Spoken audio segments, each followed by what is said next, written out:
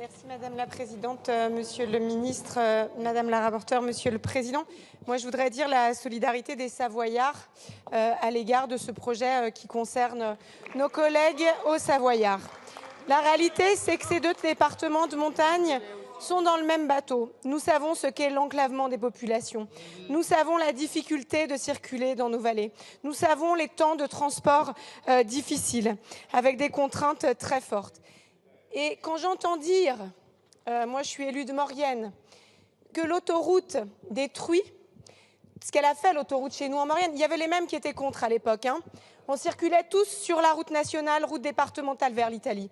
C'était des morts par an, c'était des dizaines de morts pendant des années. Et l'autoroute a permis de sauver des vies. C'est ça aussi les projets autoroutiers, c'est la sécurité de nos concitoyens qui vivent sur nos territoires.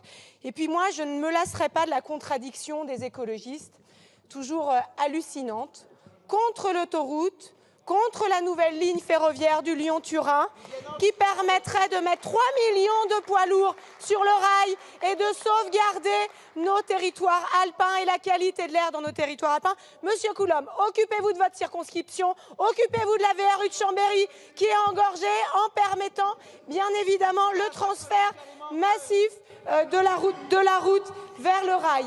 Monsieur le ministre, je vous remercie pour les annonces en faveur du Lyon-Turin. Le ferroutage, le fret, c'est 6 fois moins d'énergie utilisée pour transporter 1 tonne de marchandises. C'est 14 fois moins de gaz à effet de serre.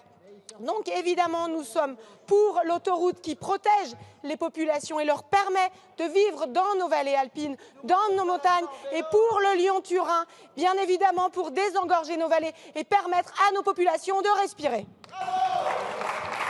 Merci Madame la députée.